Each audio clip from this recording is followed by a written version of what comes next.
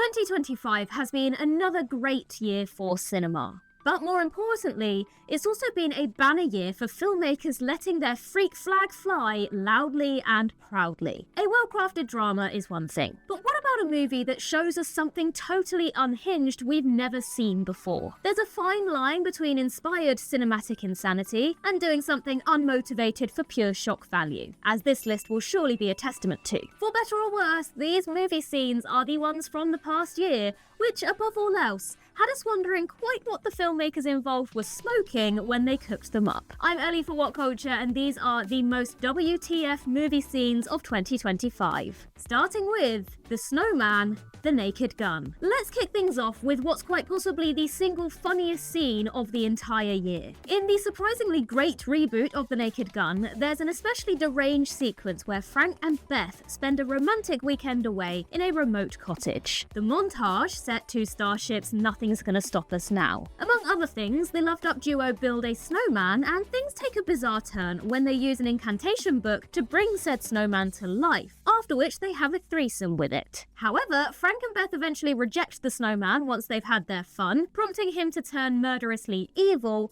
squeezing Frank's inhaler empty and then chasing the pair around with a pistol. Just when it seems like the snowman has Frank dead to rights, Beth appears and decapitates it with a samurai sword, the snowman's remains then tumbling into a jacuzzi and melting while Frank and Beth embrace. The montage ends, and the rest of the movie keeps going like nothing even remotely weird just happened. Have you ever wanted to watch your favourite content whilst you're abroad and stay safe online? Well, we have an incredible deal for you. For just $2.50 a month, you can get Norton VPN, an easy-to-use VPN that won't slow you down, allows you to watch your favourite shows from around the world, and keeps your online activity safe and private, all with a 60-day money-back guarantee.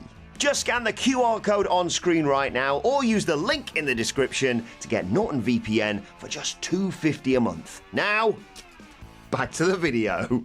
Lockjaw's death, one battle after another. One Battle After Another's Colonel Stephen J. Lockjaw is one of the most unforgettable movie villains of recent years, and he certainly meets one hell of a memorable end in the story's climax. After surviving an assassination attempt at the hands of the racist cabal known as the Christmas Adventurers Club, who ordered his death after learning that he fathered a mixed-race child, Willa, Lockjaw surprisingly appears to be welcomed into their fold. The adventurers take Lockjaw to his corner office, but as he sits down to bask in his membership, gas is suddenly pumped into the room, swiftly killing him. After this, individuals in hazmat suits collect his corpse and cremate it. It's a fittingly pathetic and darkly hilarious death for Lockjaw. That so desperate was he for membership into this vile, far-right boys club that he didn't anticipate the prospect that they might be plotting to take him out. Couldn't have happened to a nicer guy, really. It's all because of Snickers, Jurassic World Rebirth. Jurassic Park is hardly a franchise that most will turn to for deep, intricate storytelling, where the sequels are concerned anyway. But Jurassic World Rebirth let the audience know its precise level of dumb in basically record time. The film kicks off with a 2008 set prologue, where an InGen genetics laboratory is brought to its knees all because one of the scientists decides to eat a Snickers bar in the middle of his shift. The Snickers wrapper ends up dropping to the ground and getting trapped in the mechanisms of the door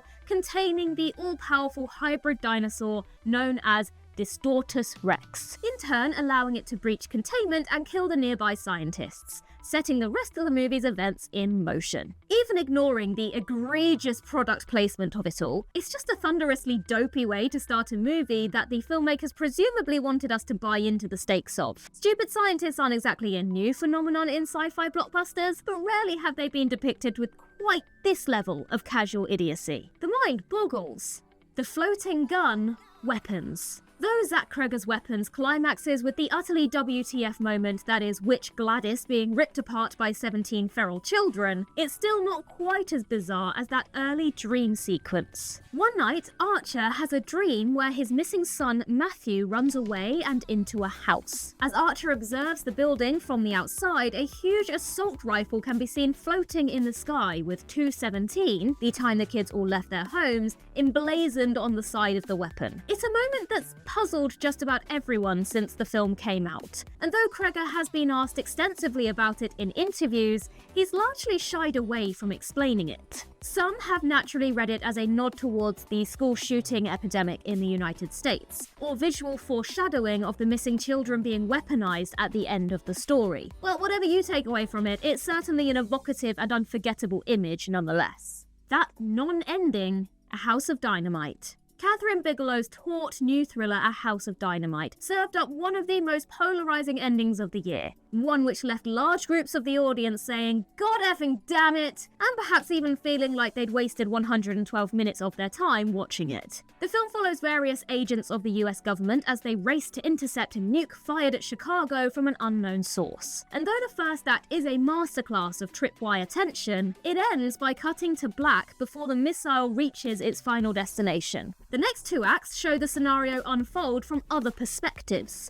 culminating with that of the President of the United States, who must choose whether to launch a retaliatory attack and against whom. But anyone expecting anything resembling closure is left sorely wanting. The film ends before the POTUS makes a choice, and we never see whether the nuke obliterates Chicago or not. While this frustration and ambiguity was obviously totally intentional on the part of Bigelow and writer Noah Oppenheim, that didn't stop it pissing a whole lot of people off who are expecting a more concrete resolution. Marlene marries Nitwit, a Minecraft movie. A Minecraft movie isn't a great film, but at least it brings enough idiosyncrasy to the table to not feel like a purely corporate exercise in brand reinforcement. By far the film's strangest sequence is a subplot involving Vice Principal Marlene, who accidentally hits Minecraft's iconic villager Nitwit with her car in the real world. Marlene decides to make it up to Nitwit by taking him to dinner, where she talks about how boring her ex-husband was, and that seems to be the end of what's probably the funniest gag in the film. But director Jared Hess returns to this silly subplot once more in the end credits, where Marlene's husband expresses outrage that she's found love with Nitwit. Nitwit then reveals he can now speak human and is voiced by Matt Berry, no less. And though they only met the night before, he nevertheless decides to propose to her, an offer which she gladly accepts. It takes some good going to out-WTF the film's entire chicken jockey phenomenon, but gosh darn it, they did it with this hilariously unhinged romantic aside. The killer is Emily's Triplet,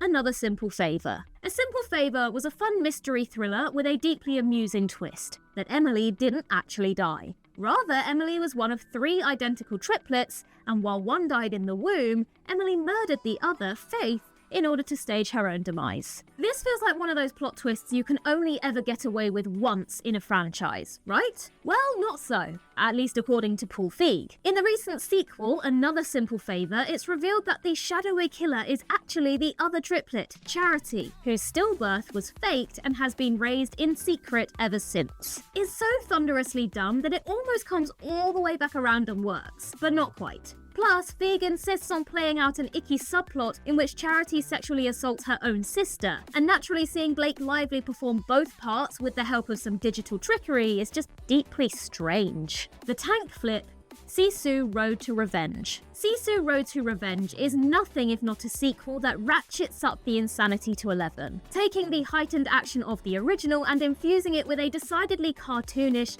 almost Looney Tunes-esque wackiness. The film boasts its fair share of over-the-top mayhem then, but there's nevertheless one mid-film moment which gets hilariously close to jumping the shark, or more appropriately, jumping the tank. After Artemis survives an attack by the Soviet soldiers pursuing him, he makes his way back to shore and finds a derelict tank. But he doesn't merely get the tank started and drive to the Soviet border checkpoint. His plan is totally extra in the best way. Once he arrives at the border, Artemis reveals to Dragunov and the other waiting soldiers that he's rigged the tank up with dynamite, triggering a massive explosion which catapults the tank over the checkpoint, complete with a balletic flip.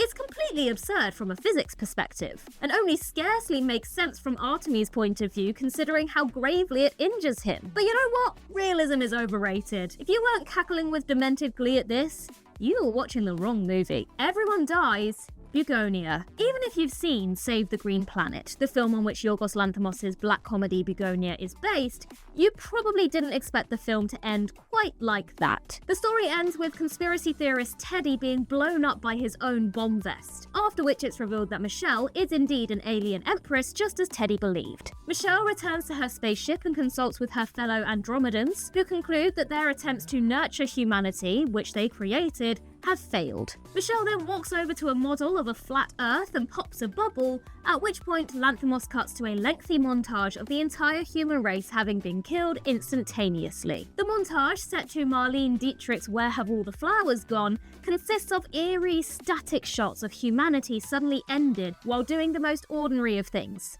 Raving at a nightclub, working at the fish market, hanging out at the beach, having sex, praying, and so on. The final shot then shows bees returning to Teddy's apiary, confirming that life goes on beyond humanity's extinction. Considering that Save the Green Planet concludes on a more abrupt note where Earth basically explodes like the Death Star, few were expecting such a weirdly, beautifully haunting final tableau to close things out. Never change, Yorgos. And finally, the Jimmy Savile gang, 28 years later. And to close, we have the single most divisive ending of the year. The utterly bonkers finale to 28 years later that nobody saw coming. After young Spike says tender farewell to his late mother Isla, he delivers the uninfected baby back home and ventures out to the mainland by himself. 28 days later, we see Spike get cornered by a group of the infected, only for his bacon to be suddenly saved by a group of tracksuit-clad martial artists who are not so subtly modelled after disgraced TV presenter and sex offender Jimmy Savile. The gang flips around and slices up the infected with bladed weapons, all while a heavy metal cover of the Teletubbies theme plays, calling back to the opening scene where the Teletubbies were shown. The leader of the group then introduces himself to Spike as Sir Jimmy Crystal, the very same boy we saw during the film's grim prologue set 28 years prior. It's an ending that bewildered just about everyone, some finding it so tonally dissonant as to derail the tension up to that point, while others respected that Danny Boyle and Alex Garland took such a wild swing. If nothing else, it'll certainly be interesting to see how this thread is picked up in 28 years later The Bone Temple, that there's a gang wandering around the apocalypse styling themselves after a children's entertainer whose transgressions they're presumably oblivious to.